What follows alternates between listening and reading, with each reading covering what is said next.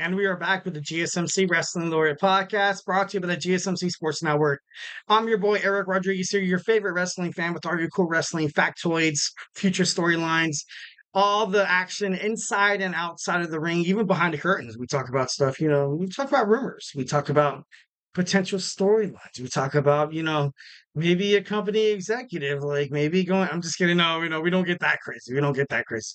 Gotta, talk about all things wrestling, which is awesome. Love wrestling. So, just kind of reiterate what we talked about. We talked about WWE, Monday Night Raw. We had our review of that. It was a great Monday Night Raw, absolutely electric. And we're going to jump on into our WWE NXT preview. But before we move on, I want to remind you guys that we get a number of questions from viewers like you that come in during the show. So to ensure that your question gets recognized, make sure, you become a bigger part of the show. Make sure your question gets read on air from the millions of viewers. Make sure you tune into the GSMC Wrestling Laureate podcast. As a wrestling fan, you do have questions that pop up. Make sure you shoot it in the chat 1,010%. I love criticism. I love to be challenged. I love a lot of back and forth banter. This network also, we love you guys. We love the audience. We would be nothing without the audience. 1,010%. So don't be too shy, but shoot in the chat. Give me a shout out where you're listening from. Be like, hey, it's your boy Kenny from Arkansas or whatever. Like, who cares? Like, you know what I mean? Like, just talk to me. Just talk to me. Love your guys' views on certain stuff like that. Once again, the link is at the GSMC podcast on there. All right, so WWE NXT, we're going to talk about it right now. But before we get a chat, we have the GSMCpodcast.net, the GSMC Podcast Network, excuse me. Keep up the good work on the channel. Appreciate it. And shout out from South Bronx, brother BKL Contreras, a.k.a. Sports Entertainment Guy. Oh, my God. Talking about a promo like that. I feel like that was like a WWE thing. That was pretty dope. That was, giving a shout out to my brother BKL Contreras, aka Sports Entertainment Guy. Absolutely love that. 1,010%. Keep chatting, keep, sending your chats like that. Honestly, I gotta be honest, that gave me goosebumps. Look at that. Look at that. Give me some goosebumps. No, but it was pretty awesome. It's pretty awesome. Keep sending the chat. Absolutely love that. So let's talk about our WWE NXT preview. So obviously, kind of like Monday Night Raw, how it was a fallout from Money in the Bank. On WWE NXT tonight, we have the fallout from WWE Heatwave. NXT, pretty awesome. Wesley will address the WWE Universe. We will have a Heritage Cup Championship between the defending champion, the Dawn of WWE NXT, Tony D'Angelo, taking on Lexis King. Lexis King, he's looking for a purpose. He's looking for a spot within the WWE NXT roster. Throughout, he kind of, I don't want to say he's been kind of made a joke, because obviously these guys are professionals. I feel like, the word joke is like kind of nowhere in the vocabulary in terms of talking about professional wrestlers. But Lexis King, I feel like if it's, if it's his time to step up, I feel like it's got to be right now. Wesley cannot challenge for the NXT North American Championship. If the Dawn loses tonight, you can bet that Tony D'Angelo will challenge Obafemi for I think their next pay-per-view was announced on X. I think it's going to be September 9th, September 1st at No Mercy NXT. So definitely make sure it's going to be pretty awesome. Love that. Tony D'Angelo is, he's electric. Love the whole, the fan kind of thing like that. Definitely love that. I think it's super cool. Next, we have Ariana Grace taking on Carmen Petrovic. The two tag teamed on the pre-show of NXT Heatwave and defeated Jasmine Nix, also JC Jane, which was actually pretty surprising. Which was, I'm not going to say it's too surprising, because, Ariana Grace and Carmen Petrovic are Canadian natives. They had the pay-per-view in Toronto, Ontario, Canada. So I thought it was pretty cool. Looking forward. I definitely think this is going to be a match that's going to be paid attention to by WWE NXT General Manager Ava. I think the winner's going to take on Kaylani Jordan, who successfully, retained her WWE NXT Women's North American Championship. Next, we have Tyson DuPont and Tyreek Igwe going against Gallus. We have Brooks Jensen sits down with Ava. This is pretty big. Brooks Jensen was seen outside of WWE so many times. He was seen being arrested. He was seen, kind of backstage. He was seen coming out during the crowd, interrupting the style. Like even Vic Joseph was kind, it's the whole way they're kind of promoted it is pretty badass because it seems absolutely it blurs the lines of reality and professional wrestling, which it's a moneymaker. It's a moneymaker in terms of professional wrestling. And we have Brother Bay Contreras, the entertainment gun. Hey, don't mind me. I'm just here to entertain plus talk about it wrestling style. I love that. I think that's pretty badass. Keep sending chats, bro. Keep doing it. Love that. Absolutely, 1010%. So Brooks Jensen is going to sit down with the general manager of NXT Ava, and should be pretty awesome. Should be pretty awesome. Next, we have the OC taking on OTM.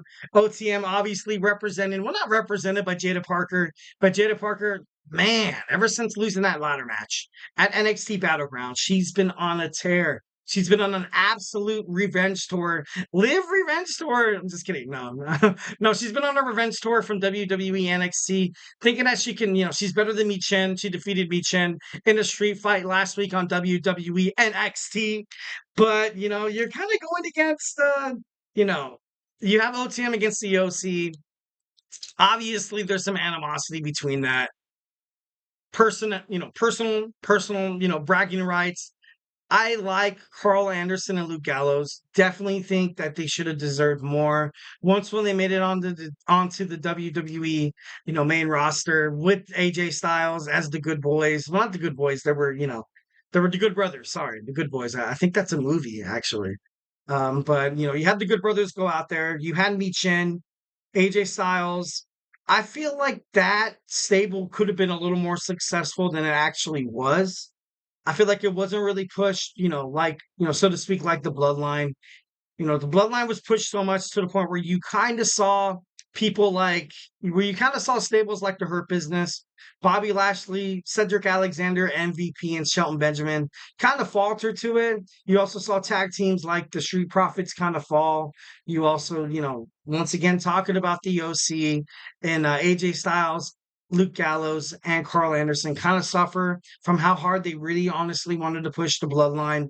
And it worked. It really honestly worked in terms of the heavyweight division. But when you think about the tag team division, you're kind of like, okay, so you put the belts on Jimmy and Jey Uso for so long.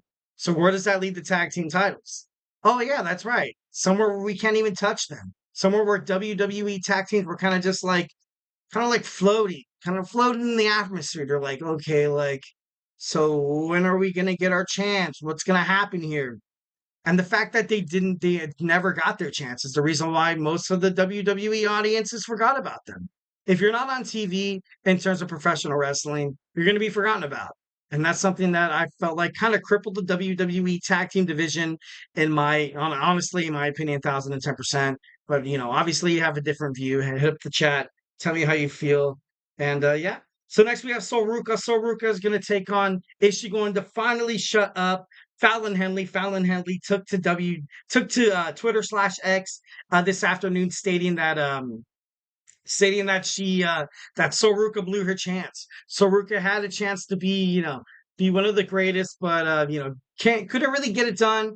Couldn't honestly get it done. Kind of sad, kind of sucks because I love Sol Ruca. I think she has a pretty bright future ahead of her. But yeah.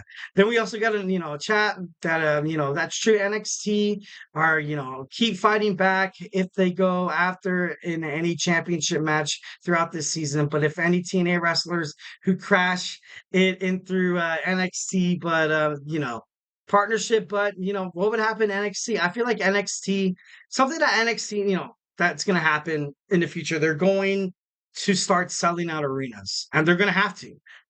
I feel like ultimately this partnership with potentially the NWA, and yeah, that is up in the air. That is up in the air with the National Wrestling Alliance, also TNA. You're going to have those,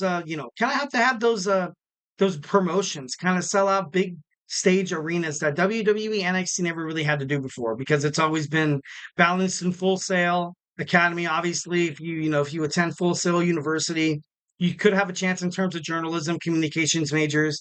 You have a chance at kind of dabbling your pen in terms of sports journalism within the WWE throughout WWE NXT, but I feel like it's important. I feel like this whole collaboration between WWE NXT and TNA is just a way for TNA to kind of finally be, you know, its own entity. It's been reported, by multiple sources, cage side seats, ringside news. Also, I think I read an article on sportsillustrated.com. Don't quote me on that. That NXT, it's NXT. Something that I also noticed from the NXT pay-per-view on Sunday is that they don't say WWE anymore. They don't say, oh, WWE NXT. It's just NXT. So there's no doubt in my mind that NXT is going to become its own entity. Its partnerships with TNA will grow. I feel like at this point it kind of has to for both promotions, and also, I mean, like I said, there's still that wild card of you have Billy Corgan, the front man of the Smashing Pumpkins, and also the president of the the National Wrestling Alliance wants to go through an invasion kind of angle to kind of make things interesting. So, should be interesting. It's still up in the air with WWE NXT. Just kind of finish it out real quick. Joe Hendry has been reported to be backstage. Joe Hendry is backstage at not TNA, at WWE NXT tonight on Tuesday's episode. So, should be interesting to see if he addresses his former TNA brethren with Ethan Page, the new NXT, the new face of NXT, the WWE NXT World Champion Ethan Page. And then, to kind of finish up, we had Damon Kemp is no longer with WWE NXT. He took to social media and he said, and I quote, as of today, I am no longer under contract with WWE. Forever grateful for the people that I have met and the experiences I have had. So definitely love that for Damien Camp. Kind of sucks. He was a member of the No Quarter Catch crew. Once again, once when Drew McIntyre, Drew Gulak kind of left NXT. I felt like this stable was kind of left out to die, but that was obviously that's my opinion. That's my opinion. Next, we're going to move on to our third segment, AEW's biggest mistake in their whole entire lives of letting go of CM Punk. So, guys, do not go anywhere. We're going to talk about the subject matter. So, yeah, let's do it.